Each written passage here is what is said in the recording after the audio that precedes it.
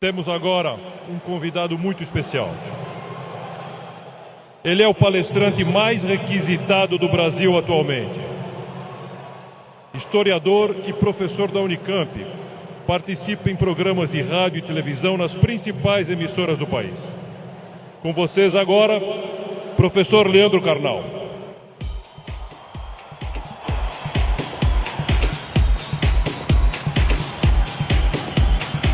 Boa tarde. Muito boa tarde. Um imenso prazer estar aqui no Rio de Janeiro.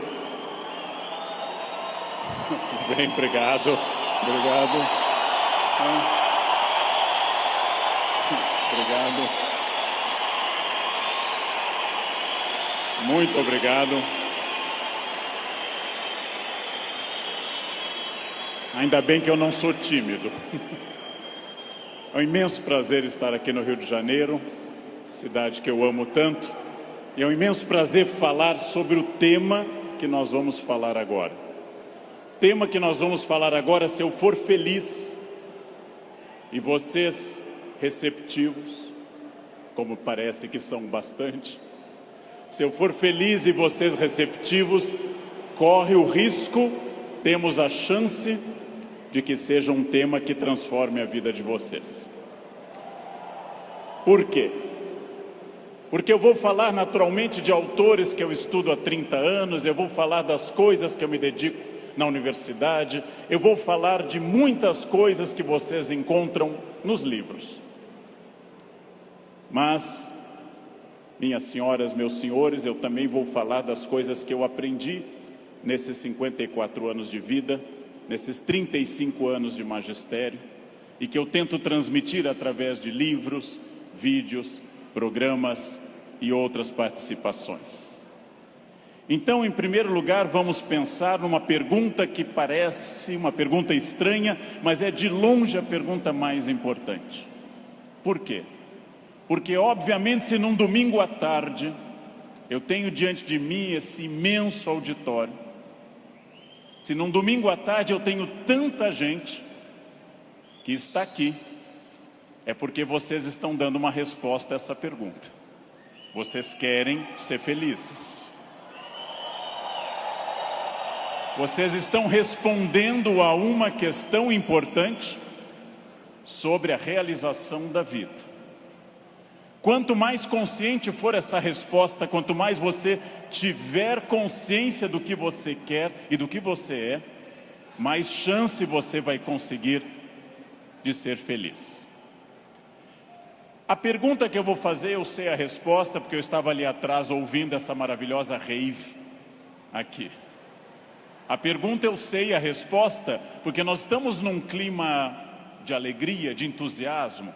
Entusiasmo é uma palavra linda, vem do grego cheio de Deus, entheos. Cheio de Deus, entusiasmo.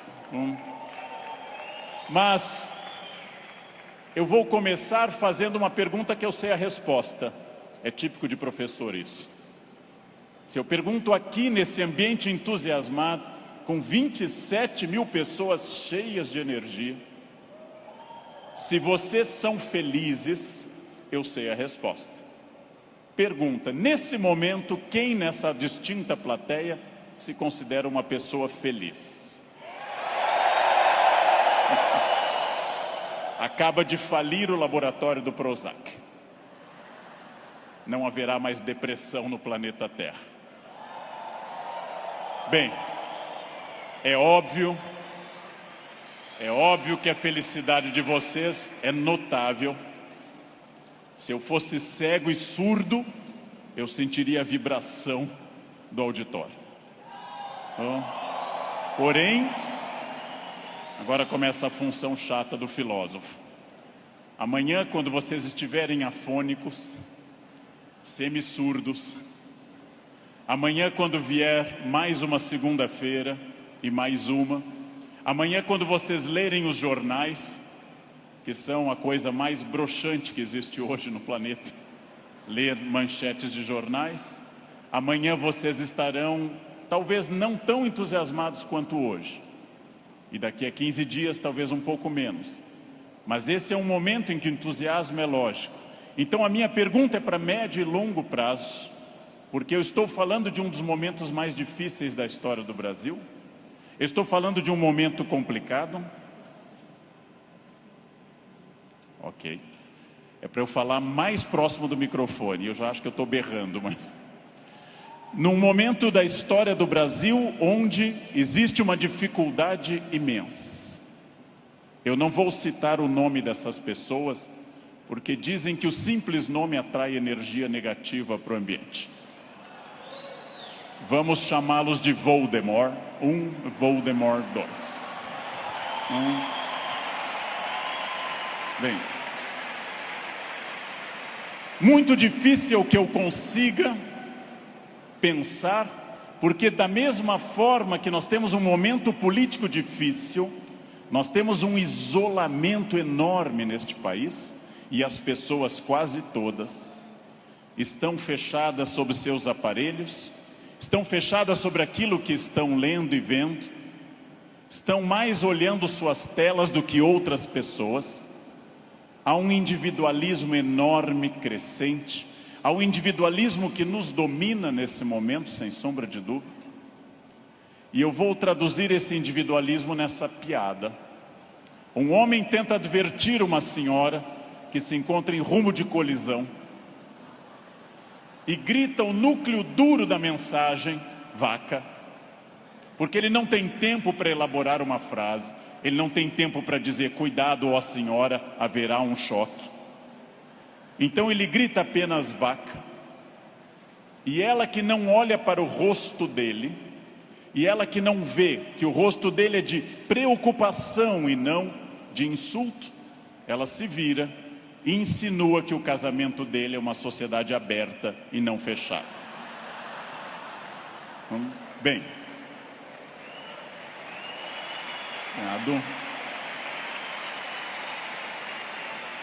primeiro problema e primeiro conselho que eu dou a vocês, para que vocês reflitam, aceitem ou rejeitem como desejarem. Primeiro conselho importante: olhem para o rosto das pessoas, olhem para o rosto dos clientes, olhem para o rosto de quem está comprando, porque o rosto humano é um livro poderoso que traduz tudo. O rosto humano lhe diz, eu estou adorando, eu estou detestando, eu estou entediado, eu estou entusiasmado. Comecem a olhar para o rosto, comecem a mandar menos emojis e emoticons pelo celular e comecem mais a olhar para o rosto humano que traduz tudo o que você precisa saber. Chego a sugerir ousadamente que vocês olhem para o rosto das pessoas da própria família, que conversem com maridos e mulheres. Olha a minha ousadia. Que olhem para essas pessoas, que vocês passem a avaliar valores, emoções, sentimentos, que vocês passem a pensar claramente em cada indivíduo único. Essa é uma das grandes chaves do sucesso. Eu tinha um erro, eu tinha um defeito como profissional. Há alguns anos eu entrava num grande evento como esse pensando o seguinte: acabei de chegar de Foz do Iguaçu, dei palestra lá, amanhã eu tenho que estar cedo em São Paulo, depois eu vou para a Bahia, depois eu tenho que voltar correndo da Bahia, porque eu tenho aula na terça-feira de manhã cedo em Campinas, e eu vivia no compromisso seguinte, eu vivia no momento seguinte. Isso é um defeito. Vivam no momento que vocês estão. Ao entrarem para conversar com alguém, ao tentar uma venda, ao ler um livro, ao namorar, ao conversar com seu filho, ao fazer qualquer coisa importante na sua vida, entre inteiramente naquilo. Não fique pensando o que vem depois. Faça daquela experiência única e que a pessoa que está com você não entenda e não sinta, em hipótese alguma, que ela é um obstáculo ao seu horário, que ela é um obstáculo à sua realização. Entreguem-se a isso. Quais são os meus valores? De novo, parece uma pergunta estranha, mas é uma das perguntas mais importantes que nós temos. Qual é o seu valor? Qual é o seu valor principal? Qual o seu valor auxiliar? Que faz você se emocionar? O que move seu coração, o que impulsiona seu despertar? Quais as ideias que você tem mais fortes pela manhã? Em que você dorme pensando em quem? Estes são seus valores. Decidiu que seus valores são família, dinheiro, um equilíbrio entre os dois? Decidiu que seus valores são viagens, família, dinheiro, um equilíbrio entre os três? Perfeito.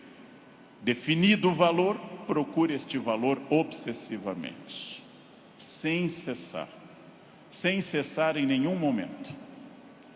Há mais de 40 anos, quando eu estava estudando línguas inclusive, eu ouvi várias pessoas dizendo sempre que era muito esforço.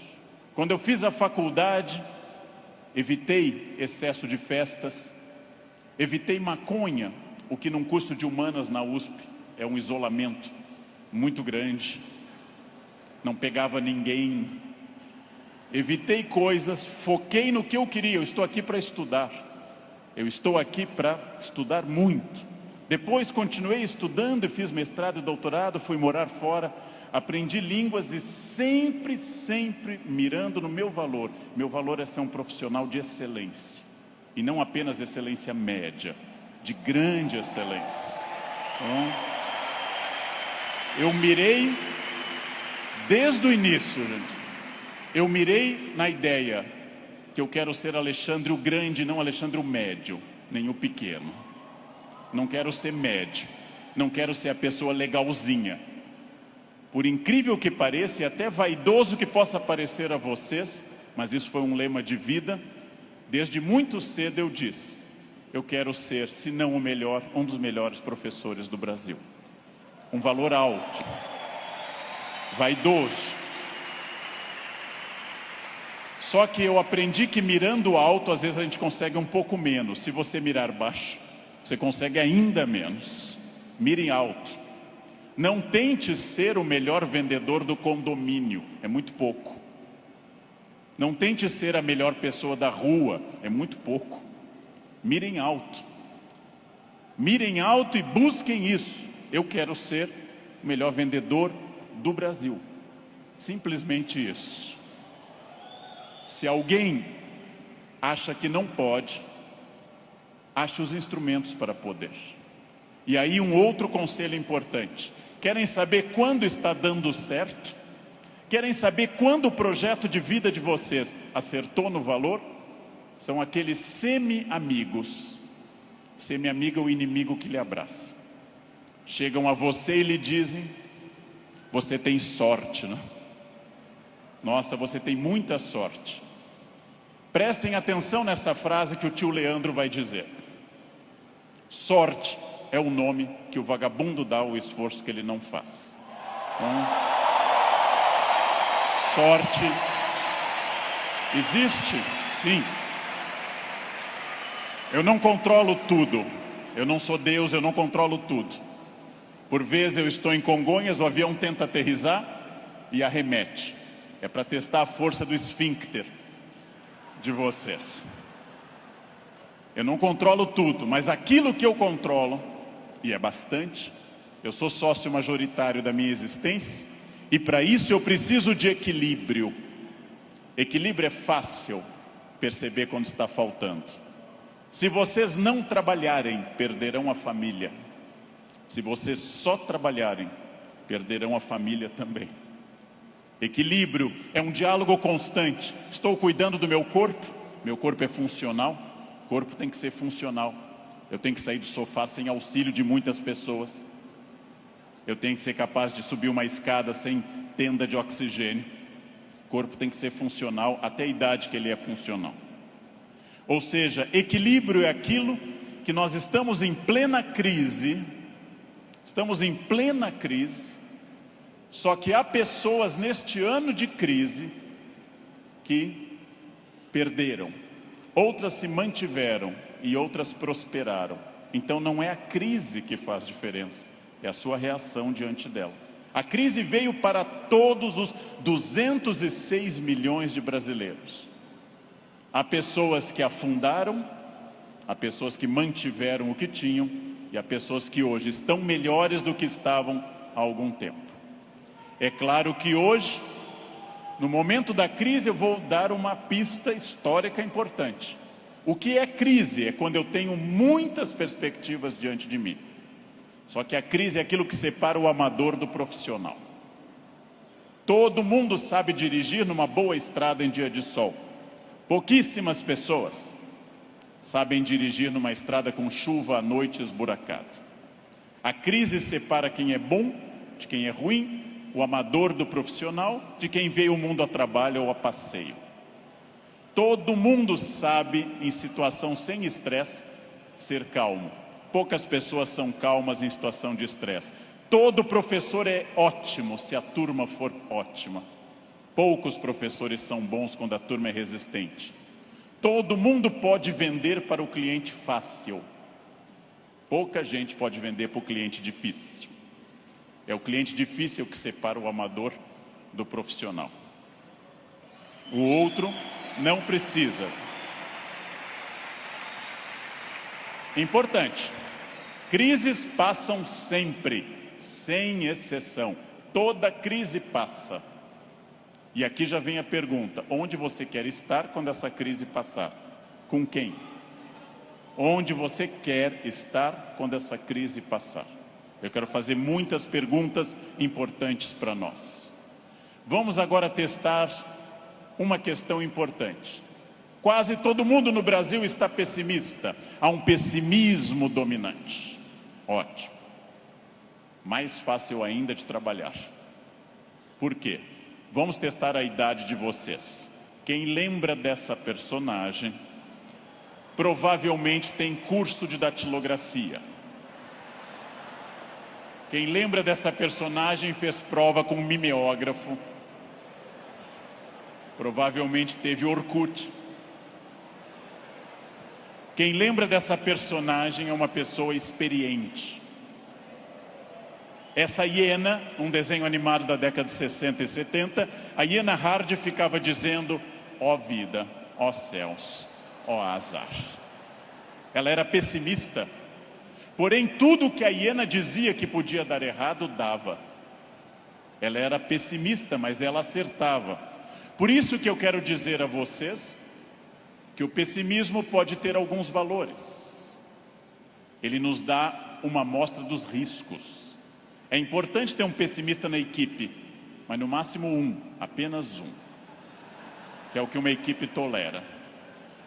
Quando alguém chega e diz: nós vamos dobrar o capital, dobrar o número de clientes, nós estaremos em mais 30 países até o ano que vem, o pessimista diz: calma, não é tão fácil.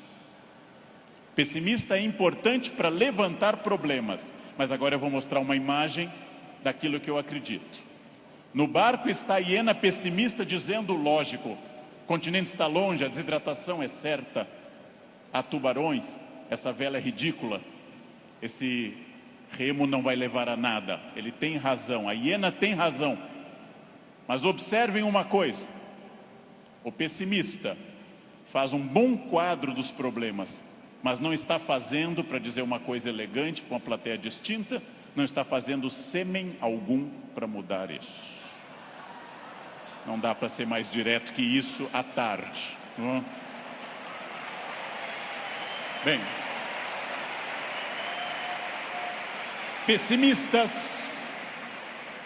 pessimistas são bons para levantar os riscos. Pessimistas são péssimos para resolver os problemas. Para eu resolver um problema, para eu resolver qualquer coisa, eu preciso de um otimismo obsessivo. Se eu não for otimista, gente, eu jamais teria casado. As estatísticas me contrariam. Casamento é submarino, pode flutuar, mas foi feito para afundar. Foi feito para afundar.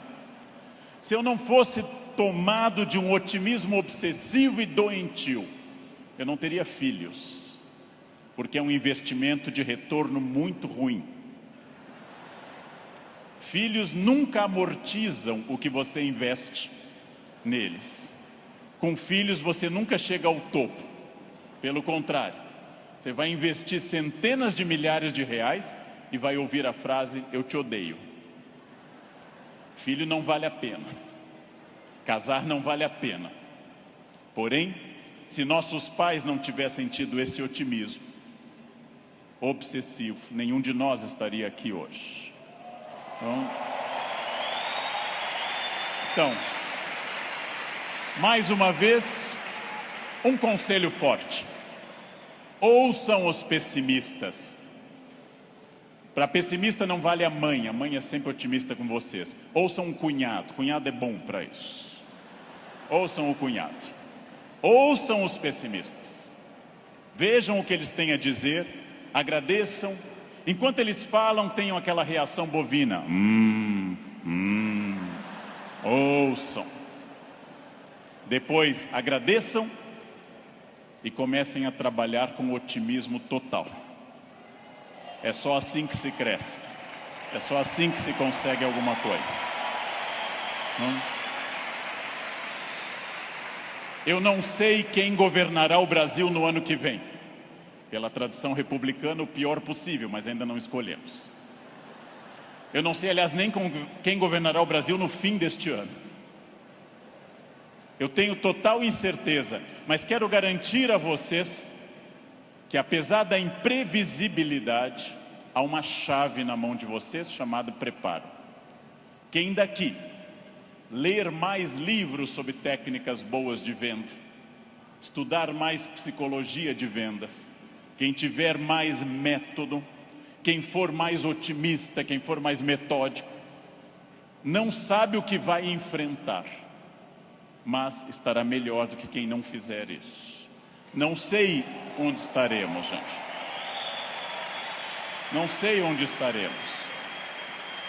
Vejam, em nenhum momento na graduação de História e Filosofia, em nenhum momento fazendo mestrado ou doutorado ou estudando fora, eu imaginei que um dia eu teria a honra de falar para essa plateia tão numerosa e entusiasmada. Em nenhum momento. Jamais. E não obstante, ter estudado me trouxe até aqui. Ou seja, essa é a chave. Pergunta óbvia, onde você quer estar o ano que vem? Eu não sei o ano que vem, eu não sei 2018, eu não sei 2027, daqui a 10 anos. O futuro é sempre nebuloso. Gente que há 2, 3 ou 4 anos governava este país e tinha uma renda maior que todo esse auditório junto. Hoje está tendo uma hora de sol em Curitiba. Então, o futuro é sempre oscilante. Porém, vamos transformar essas palavras. Substituamos passado por experiência, o que os trouxe até aqui. O presente, ação, esse encontro aqui na Barra. O futuro é estratégia, o que vai ser gestado nesse dia para o que vem pela frente. Se vocês pensarem em futuro como estratégia, entenderão que sim, o futuro é absolutamente imprevisível. Mas quanto mais estratégia eu tiver, mais eu vou controlá-lo. A chuva vai vir para todos. Quem souber nadar melhor vai sobreviver. Esse é um dado óbvio. Bem, mas eu erro bastante. Eu, Leandro, sou hoje melhor professor, porque já errei bastante. Eu, Leandro, erro. Errar é humano. Lembrem que no nosso mito fundacional, judaico-cristão, a primeira empresa do mundo chamou-se Éden, e o proprietário selecionou 2 funcionários, dali mesmo, não fez seleção externa, criou ali dentro do Éden mesmo. Deu apenas uma regra, fez uma semana de compliance e deu apenas uma regra. Só não pode comer uma fruta, o resto tudo pode. Foram lá e comeram. Foram demitidos por justa causa. Foram para o mundo, tiveram 2 filhos. Um matou o outro, Caim matou Abel. Primeira família do mundo, a mais próxima de Deus. 2 infratores, um assassino e um cadáver. Essa é a primeira família do mundo. Uma família que tinha tudo para dar certo, gente. Não tinha sogra, não tinha nora e não tinha genro. Uma família perfeita. E deu errado.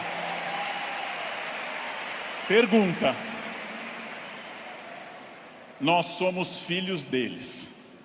Errar é humano. Significa que todos que estão aqui, com exceção dos mentirosos, já erraram. Só os mentirosos nunca erraram, porque são mentirosos e dizem que nunca erraram. Faz uma coisa que eu treino há mais de 50 anos diariamente. Eu treino andar. Faz mais de 50 anos que eu treino diariamente e eu tropeço. Erro é um recado. Erro é um recado enviado para dizer que você pode mudar de estratégia, tem que aprender, tem que ter cuidado. Erro é fundamental. Errou, não conseguiu, não atingiu meta, falhou, ótimo. Se você aprender, você será melhor. Senão será só um chorão. Aprenda. Aprenda com o erro, gente. Aprenda com o erro. Erro lhe tira da zona de conforto. O que é a zona de conforto? É aquilo que me deixa satisfeito, feliz. Zona de conforto é aquilo que estraga o meu desafio. Ostra feliz, diz Rubem Alves, ostra feliz não desenvolve pérola. A pérola é a resposta da ostra a isso. Por que a ostra faz uma pérola? Porque um grão de areia a incomoda e ela reveste com madrepérola. Sem isso a ostra não produziria pérola. Zona de conforto é aquilo que lhe deixa repetindo. Eu caso, e caso como todo mundo com entusiasmo, querendo cuidar muito, fazendo muito afago e afeto, e vou ficando mais confortável no casamento, passo a ficar mais tempo no sofá, passo a usar moletom, passo a beijar minha esposa na testa, sinal claro de declínio erótico. Passo a chamar minha esposa de mãe, que é para não ter nada sexual mais, porque com a mãe ninguém tem nada. Perco a atenção na roupa de baixo, e ela, ao invés daquelas lingeries lindas, de seda e renda, vermelha e preta, passa a usar bege, de algodão, lavadas com sabonete no box, dia após dia. E assim os dias vão se sucedendo, e finalmente chegamos ao ponto mais baixo da relação. Os dois passam a usar croque. Acabou. Acabou, gente. Não há sexo com croque, jamais. Bem, salvo se alguém aqui está de croque, é exceção do que eu estou dizendo. Fica muito bem em você. Fica muito bem. O que acontece com a zona de conforto? Eu passo a não querer fazer mais coisas certas nem com entusiasmo. Eu passo a achar que está bom estar no aquário lotado porque é conhecido. E eu não busco um aquário mais desafiador e maior. Tudo o que te agrada te engana. Tudo o que te seduz e te deixa confortável te conduz à mediocridade. Quanto mais você tiver desafios, mais você vai responder a esses desafios. Zona de conforto é muito curiosa, porque ela significa o fim da luta. Saiam da zona de conforto. Pensem seriamente que tudo está em mudança, tudo está envelhecendo, tudo está passando, tudo aquilo que não está se expandindo está encolhendo. Tudo aquilo que não está melhorando está piorando. Isso é a realidade do mundo. Se você não mudar o seu negócio, alguém mais jovem e mais dinâmico vai mudar. Nesse momento, alguém está tendo uma ideia de vendas melhor que a sua. Isto significa que quem se dedica a ser um profissional precisa permanentemente levar em conta essa frase: mudar é difícil, me ensinaram os norte-americanos. Mudar é difícil, não mudar é fatal. Mudar é difícil, não mudar é fatal. Isso é fundamental, gente. Tem duas opções: enfrentar a mudança, enfrentar o desafio e pensar: esse ano eu consegui isso, que bom, e agora? Ah, mas eu já falo inglês. Ótimo. Qual o passo seguinte? Eu já consegui a minha casa, perfeito. Era esse o seu objetivo material? Qual é o passo seguinte nos outros objetivos? Não mudar é fatal. Protagonismo é quando eu entendo que a minha vida não mudou por causa dos astros. Não mudou porque Mercúrio estava retrógrado.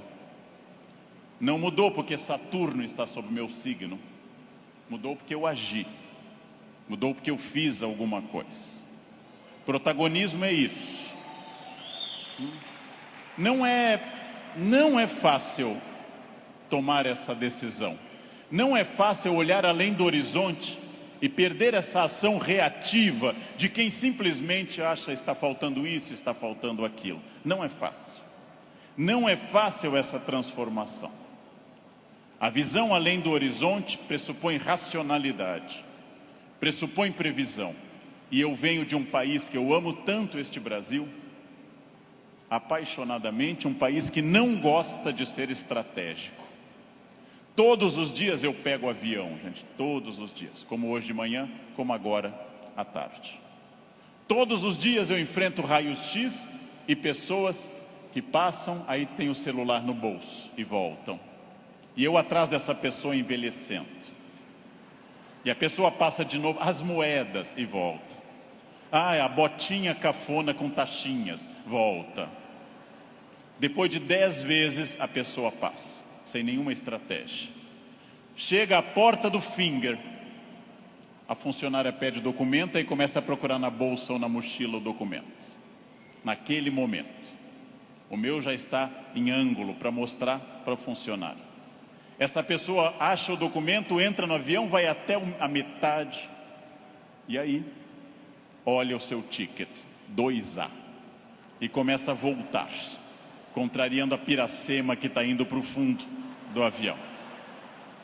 Estratégia é a capacidade de se antecipar à necessidade. Estratégia é estar pensando o seguinte: está dando certo a minha estratégia nesse momento? Ótimo. Está dando certo, já é passado. O que eu vou fazer no futuro? O que eu vou fazer para transformar isso? Racionalidade estratégica. Não existe destino. Eu sou das pessoas que compartilha da ideia que não existe destino. Existem acidentes para todos. O que eu faço com esse acidente me define. Leandro, você fala bem porque você é de aquário. Eu sou de aquário. Aquário é ar. Pessoas de ar falam bastante. Gêmeos também.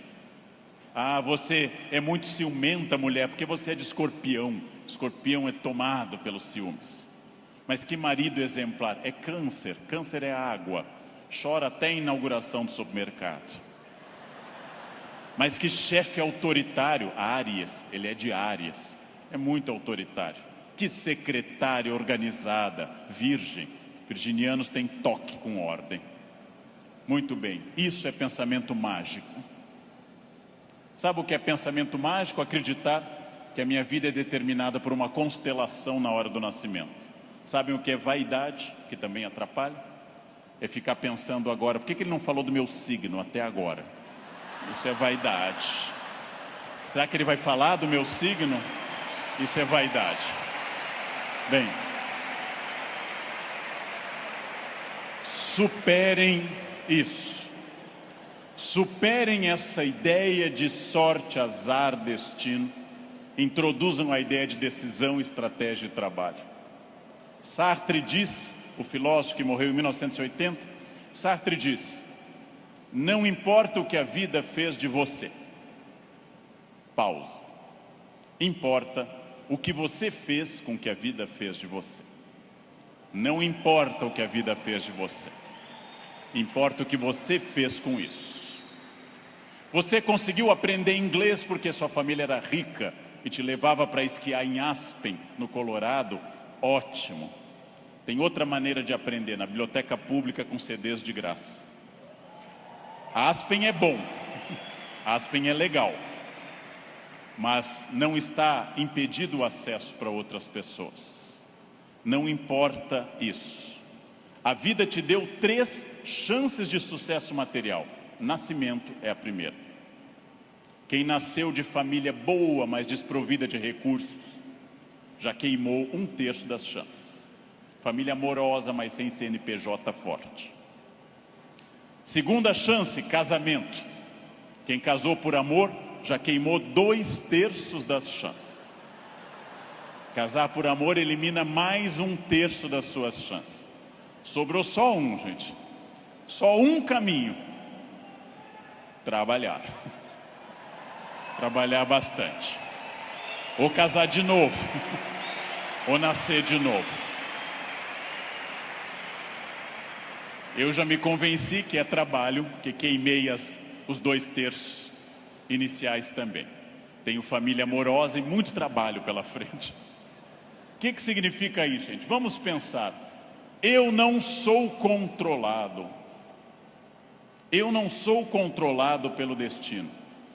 É óbvio que eu não sou tudo e nem posso tudo e nem sei tudo, mas eu não sou controlado pelo destino. O primeiro exercício que eu quero que nós façamos daqui para frente é o seguinte: dentro do padrão do humano, eu não posso desejar imortalidade, está fora do padrão do humano. Tirando a rainha Elizabeth, ninguém é imortal no planeta Terra. A Beth é imortal, é uma Highlander. Eu não posso dizer, eu me cuido, você vai morrer igual. Vai ser um cadáver bem cuidado. Eu hidrato a pele, vai ser um cadáver hidratado, bonito. Eu malho todos os dias, um cadáver definido, bonito também. Muito bem. A não ser que vocês queiram evitar Alzheimer, aí o meu conselho é: comam bacon, pururuca, banha, isso evita Alzheimer. Vocês não chegarão à idade de desenvolver Alzheimer, vão morrer antes. Bem, não controlo tudo, não controlo tudo, não sou dono do universo, não posso impedir a morte que virá, mas entre o nascimento e a morte eu controlo muita coisa. Toda crença em destino, vocação, talento, é uma crença que tende a disfarçar o que de fato faz a diferença, e o que de fato faz a diferença é o esforço. Eu tenho uma sorte imensa quando as pessoas me dizem: Leandro, você tem sorte. Eu tenho uma sorte imensa, e essa sorte se repete diariamente, porque eu acordo às 4 da manhã. Essa é uma sorte diária. Basta eu começar a dormir o dia todo que a sorte se vai. Ninguém me controla, e eu acredito, como os filósofos gregos, que a vida pode ser mais racionalizada. Eu acredito que eu tenha condições de interferir na minha vida. Eu acredito que quando eu faço a pergunta o que estamos fazendo de nós mesmos, eu posso dar uma resposta objetiva e prática. O que eu estou fazendo de mim? É um momento para pensar. O que eu estou fazendo de mim? Essa é a vida que eu estou querendo levar? Com as pessoas que eu quero? A vida é muito curta, gente, é muito rápida, é muito passageira. E ouçam alguém de mais de 50. Depois dos 40 parece que fica mais rápido ainda. Parece que passa numa velocidade incrível. A vida é muito curta para que se perca tempo numa existência medíocre, numa existência pequena, numa existência fraca. A vida é muito curta para que eu tenha uma família que eu não ame, para que eu tenha um emprego que eu não goste, para que eu tenha um trabalho que eu não me dedique. Ela é muito curta para eu ser medíocre. É muito pouco tempo para isso. Perguntem o que estamos fazendo de nós mesmos e sigam o conselho que Sócrates fundou a filosofia ocidental: conheçam-se, conhece a ti mesmo, conhecimento de si. Sigam esse conselho, sigam essa ideia de saber quem vocês são. Se eu me conhecer, ninguém me ofende. Se eu me conhecer, ninguém me ataca. Já disse isso várias vezes na internet. Quando alguém me xinga no trânsito, eu tenho que saber se a pessoa está dizendo a verdade ou mentira, e nos dois casos eu não posso me ofender. Conheçam-se, saibam quem vocês são. O ano passado um aluno bateu a porta na minha cara e gritou: careca. O que eu vou dizer para esse aluno? Não, retire o que você disse, não, estou ofendido. Vejam, as pessoas têm direito a dizer o que querem, é um direito constitucional. Eu só me ofendo quando eu concordo com elas. Ataque é veneno. Veneno só funciona se eu tomar. Ataque é veneno, eu preciso tomá-lo. Então, se eu não tomar, o veneno não funciona. Já ouvi no trânsito de São Paulo e gravei um programa sobre isso uma vez, um café filosófico. Alguém me gritou, insinuando que minha mãe exercia atividade erótica remunerada. Examino a biografia de minha mãe, hoje com 80 anos. Na juventude ela está sempre com o rosto fechado nas fotos, como era próprio daquela época, nunca sorrindo. Era obviamente uma mulher fiel, sempre triste, fechada, uma mulher de um homem só. Não ria, não tinha aquela pele brilhante da mulher que não é tão dedicada. No passado por virtude, no presente por falta de mercado, minha mãe não é uma prostituta. Então eu não me ofendo. Mas se ela fosse, e não é crime no Brasil ser, eu teria que dizer à pessoa, você conheceu mamãe? Você ia lá em casa? Não. Também não teria que me ofender. Segundo xingamento mais comum e mais estranho, diz respeito à orientação sexual, que é mais estranho ainda, já que a orientação sexual não é xingamento, mas é uma característica de cada pessoa. Alguém insinua que eu seja de uma orientação sexual específica. Eu observo e penso, tenho 54 anos, é uma idade boa para você já saber seus orifícios preferidos. É uma idade que, grosso modo, você já sabe mais ou menos o que você gosta. E não haveria problema nenhum em gostar de outra coisa. Então eu digo, você está enganado. Seguindo o velho conselho do Rio Grande do Sul, onde eu nasci, por onde sai o feijão, não entra mandioca. Bem, mas e se fosse? E se fosse, sem problema algum, eu diria a essa pessoa também, você me conhece? Eu não lembro do seu rosto, mas eu olho sempre o travesseiro, quer dizer, eu não vejo, estou sempre na fronha, eu não lembro bem do seu rosto. Sem problema também. Quando alguém lhe xinga de velha, de feio, de babaca, de filho de alguma coisa, quando alguém lhe xinga até dizendo um time de futebol específico, que eu não vou repetir, resta você saber, a pessoa está certa ou errada. Se ela estiver certa, ela não está me ofendendo. Se ela estiver errada, está me ofendendo. A vida é muito curta para que eu perca tempo com babacas cheios de ódio. A vida é muito curta para isso. É muito curta. Evitem esse problema. Quem se conhece não se olha como Superman, e na verdade é o pateta. Quem se conhece sabe dos seus limites e explora esses limites ao máximo. Quem se conhece sabe, talvez eu não tenha vindo ao mundo tão bonito, talvez eu não tenha vindo ao mundo tão alto, tão rico, tão hábil em línguas. Eu posso fazer muito com isso, muito. Posso esticar esses limites ao máximo. É fundamental conhecer-se. Sempre, sem exceção, sem nunca perder de vista que consciência é a chave da transformação. Consciência é a chave de todas as transformações. Respostas claras, objetivas para a pergunta que eu fiz no início. O que eu quero?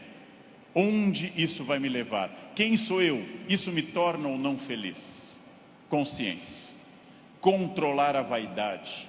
O principal elemento de descontrole de uma vida. Trabalhei para homens muito importantes nesse país, trabalhei com pessoas fundamentais deste país, e quase todos com o mesmo pecado, o pecado da vaidade, o pecado fundacional da humanidade, o de Lúcifer, o pecado de se achar mais do que é, e de achar que os outros concordam com isso. Mire em ser mais do que você é, mas saiba exatamente quem você é, para que o mundo não precise lembrá-lo disso com frequência. É melhor que qualquer pessoa, cobramos mais o corpo com roupas e alguém diga, nossa, você está muito bem, poderia deixar mais alguma coisa à mostra, do que alguém que diga, vai colocar uma burca, meu filho, tá demais. Quer dizer, esperem, saibam quem vocês são, saibam quais as lutas que valem a pena. Por quê?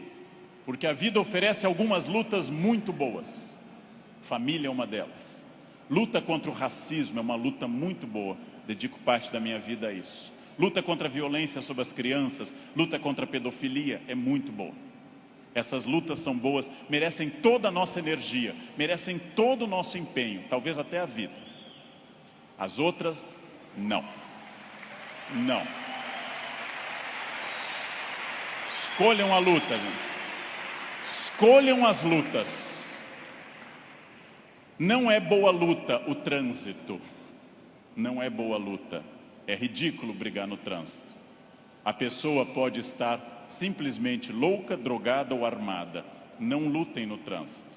Não percam um projeto de vida por causa de um louco. Não lutem em família, dentro da família. Família é como herpes, volta sempre. Volta sempre, gente. Você brigou agora, no próximo Natal tem de novo. Não adianta brigar. Escolham as lutas. E quando alguém lhe ofender na sua rede social, bloqueie, apague ou ignore. Rede social não é um bom espaço de luta, é perda de tempo ficar brigando em rede social. Escolham as lutas, gente. E aqui um detalhe, uma campanha. Falando no Brasil inteiro, eu estou lançando uma campanha, gente. Pelo amor de Deus, parem de dar bom dia em grupo de WhatsApp. É a minha campanha. É minha campanha. Se alguém der bom dia, apaguem simplesmente e pronto. Pronto, falei. Escolham as lutas. O mundo inteiro hoje está centrado em duas coisas: parecer, através de redes sociais, e ter. Ter é bom, se representar que eu vou melhorar com isso. Ter para ser, ter para parecer é ruim. É bom eu ter conforto, é bom eu ter algumas coisas materiais, desde que eu saiba que elas servem à minha felicidade, e não eu sirvo as coisas. Ter e parecer não se confunde com ser. É uma palavra difícil, eu sei. É uma palavra complicada, essa tal de felicidade. Epicuro, filósofo, que eu adoro, dá uma norma muito clara. Viver não é um fardo. Não viver não é um mal. Logo, diz Epicuro que nós devemos honestamente morrer e honestamente viver. Como eu posso ter medo do que é inevitável? Viver é um desafio constante, diário, não é um fardo. Não posso acordar como um condenado, não é um fardo, é bom. E também honestamente aceitar essas coisas. Muito importante, contido nessa imagem de uma escultora norte-americana, Bobby Carlyle, que eu adoro. Essa estátua chama Self-Made Man. Mostra com o talento da escultora, em bronze, uma figura de um homem esculpindo-se. É uma metáfora excelente para todos nós. Eu estou parcialmente pronto, mas eu não sou perfeito. Perfeito quer dizer em latim, feito até o fim. Perfectum, feito até o fim. Eu não sou perfeito. Eu sou perfectível, eu estou em processo de transformação, eu sou uma pessoa crescendo a cada instante. Eu tenho partes completamente prontas, outras que precisam de melhoras e outras que precisam ser criadas. Eu não estarei pronto até o fim. O jogo termina apenas no fim, construir-se. Qual é a parte que me falta? Qual é a parte que eu preciso melhorar? Qual é a parte que eu tenho que transformar? Talvez eu seja muito bom quanto a horários, quanto a sair da cama, mas eu sou bom quanto a resiliência, ou seja, enfrentar as pequenas crises cotidianas. Eu sou bom com resiliência e com horários, mas sou muito irritadiço. Tenho que trabalhar isso no meu autoconhecimento, num processo de psicologia, tenho que trabalhar minha irritação. Eu tenho partes a serem melhoradas. Meu português não é bom? Leia, aprende, estude. Eu tenho partes a serem melhoradas. É isso que nós chamamos de construir-se, fazer-se, tornar-se melhor. Não acreditar naquela síndrome de Gabriela, cravo e canela. Eu nasci assim, eu sou sempre assim. Gabriela, não existe isso. Não existe nada que eu não possa transformar dentro do padrão do humano. Construir-se. Fazer algo novo, fazer uma ideia nova, interferir no meu corpo, na minha renda, na minha família. Freud morreu em Londres fazendo essa pergunta nos seus 2 últimos anos de vida, 1938 e 39. O que as pessoas buscam tanto a infelicidade e quando encontram, ficam admiradas como se fosse uma coisa surpreendente? Por que as pessoas mantêm uma família difícil, em ambiente difícil? Por que fazem programas ruins, estressantes? Porque ano após ano repetem o mesmo erro. E depois, quando vem a infelicidade, na forma de insônia, ansiedade, depressão, angústia, elas ficam surpresas. O que houve com a minha vida? Houve o que você fez. Houve o fruto do seu projeto. Houve a sua ação, houve a sua mão neste cinzel. Trabalhem. Uns têm que trabalhar mais. Uns precisam um esforço maior. Tem gente que anda 5 minutos na esteira e define abdominais. Eu tenho raiva dessa gente. Tenho raiva. Tem gente que come brigadeiro dia e noite e está com 2% de gordura. Quero que morram. Eu vou ter que comer capim sem parar. Vou ter que correr daqui até o Recreio dos Bandeirantes e voltar fazendo num pé só para perder 100 gramas em 2 meses. Não é fácil. E devo dizer a vocês, vai piorando com o tempo. Não é fácil, mas é possível para todo mundo. É possível para todo mundo. Esculpam-se. Criem-se. Façam algo assim. Sejam alguém diferente. Façam algo que transforme a sua vida. Parem de ficar na estrada lamentando o que teria sido. Tirem o futuro do pretérito da cabeça de vocês. O que teria sido não tem importância. Só tem importância o que é e o que será. O presente e o futuro. Só. Ah, se eu tivesse feito isso. É irrelevante o futuro do pretérito no projeto de vida. Condicional em inglês. Não existe isso. Não pensem em nada que não seja fruto dessa ação. É isso que eu tenho perseguido sistematicamente nos últimos anos. Aquilo que eu quero, as metas que eu desejo, o mundo que eu quero ver, seguindo o conselho do grande Mahatma Gandhi, líder da Índia, seja você o mundo que você deseja ver, ou seja, anuncie em você o mundo que você deseja ver. Como eu quero um mundo mais ecológico, eu vou reciclar lixo em casa. Como eu quero um mundo mais humano e mais educado, eu serei mais humano. Como eu quero um trânsito mais cidadão, eu serei um melhor motorista. Como eu quero combater a violência entre as pessoas, eu serei menos violento. Eu sou a transformação que eu quero ver no mundo. Parem de se espelhar no mundo, construam essas coisas, digam a si mesmos onde querem estar, com quem, com qual corpo, com qual renda, em qual casa, e persigam esse objetivo. Persigam esse objetivo. Pronto, simples. Num livro que eu acabei de ler, conta o autor que o grande pianista deu um concerto aqui no Rio, Arthur Moreira Lima, que eu admiro muito, tocou maravilhosamente Chopin, e ao final uma senhora simpática chegou e disse a Arthur Moreira Lima: nossa, eu daria minha vida para tocar como o senhor toca. Ele respondeu: eu dei a minha. Essa é a chave. Eu dei a minha.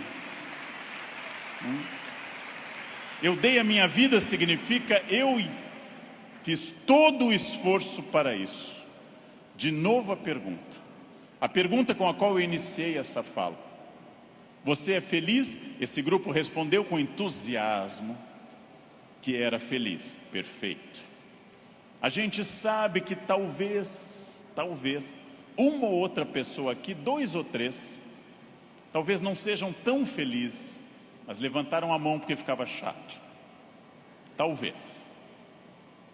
Mas a próxima pergunta é muito importante também.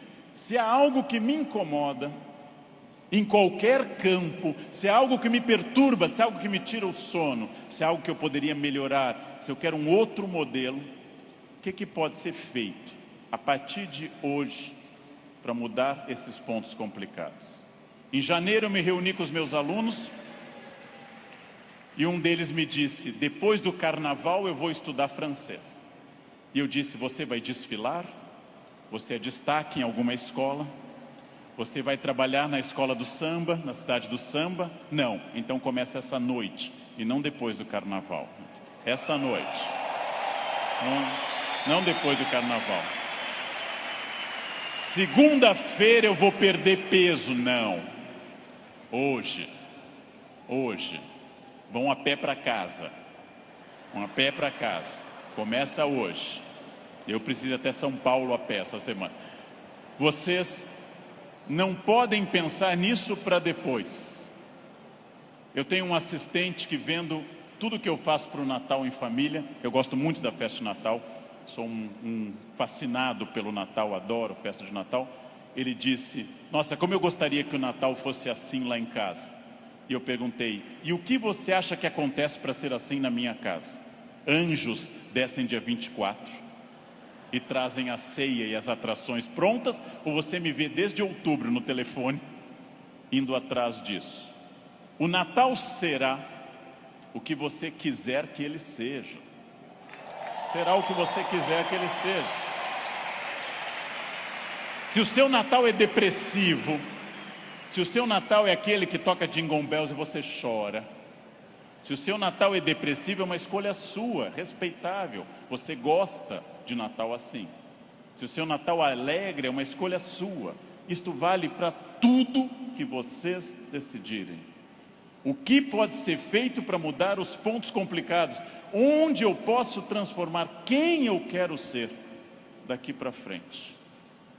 Eu digo isso sabendo que é fácil dizer e é complicado fazer. E o que eu ganho se eu for estratégico, consciente? O que eu ganho se eu tiver autoconhecimento? Estou recapitulando o que eu falei. E o que eu ganho se eu fizer as perguntas certas e me esforçar para atingir esse objetivo? A resposta disso é óbvia, é a vida plena. O que é uma vida plena? É a vida que eu controlo de acordo com a minha felicidade. Pessoas não plenas são aquelas que dizem que são levadas. Não dei sorte. Tentei, mas foi assim. Minha família não é uma família de sucesso. Eu tentei, mas não era o que eu queria. Não, você não tentou suficientemente. Acontece que, para conduzir a uma conclusão, tem uma coisa terrível. O fracasso é uma das coisas mais confortáveis que a espécie humana inventou. O fracasso é agradável, me tira toda a responsabilidade. Não dei certo, fui à falência, adquiri um vício, eu bebo até cair. O fracasso é super confortável, porque ele me faz parar de lutar. No momento que eu paro de lutar, eu me sinto tranquilo. O fracasso é um quarto confortável, o sucesso é um quarto desafiador. O fracasso é uma coisa que agrada a maioria das pessoas, por incrível que pareça. Por isso tanta gente gosta do fracasso. Por isso tanta gente fica no fracasso. Por isso que tanta gente leva um casamento ruim 30 anos. Fica num emprego ruim 30 anos. Não faz uma coisa certa uma década inteira e pensando, não deu. Porque isso é confortável. É confortável. E aí volto à pergunta que eu fiz aos senhores desde o início. Volto a essa pergunta fundamental. De fato, o que eu quero? Quem eu sou? Onde eu quero chegar? Com quem eu quero chegar? Quais são meus objetivos? Se eu tiver consciência profunda, eu transformo por completo. Então, a primeira pergunta vocês já deram a resposta. E deram a resposta antes de ouvir o que eu tinha para falar. Todos aqui são felizes. Ótimo. Perfeito. A segunda pergunta é mais complicada. É a pergunta para deixar para vocês pensando nessa linda tarde de domingo. Quem daqui quer, nos próximos 10, 20 ou 30 anos, quem daqui quer continuar sendo feliz, com êxito e feliz? Bem, melhor ainda, eu também. Melhor ainda, agora vai começar o primeiro dia do resto da vida de vocês. Agora começa a parte mais importante. Esqueçam o que passou. Esqueçam o passado. Esqueçam tudo que veio até aqui. Reinvente-se. Reconstrua. Faça dessa vida um espaço completamente diferente. Fácil. Sua vida vai continuar sendo muito feliz. Não se acostume ao fracasso. Acostume-se à felicidade. Desafiem-se. Sejam melhores. A vida só vale a pena se ela for intensamente vivida, intensamente aproveitada dentro desses objetivos. Por que que eu sei isso? Porque é o que eu faço aqui hoje, inclusive. Então, muito obrigado pela atenção de vocês. Muito obrigado. Obrigado. Muito obrigado.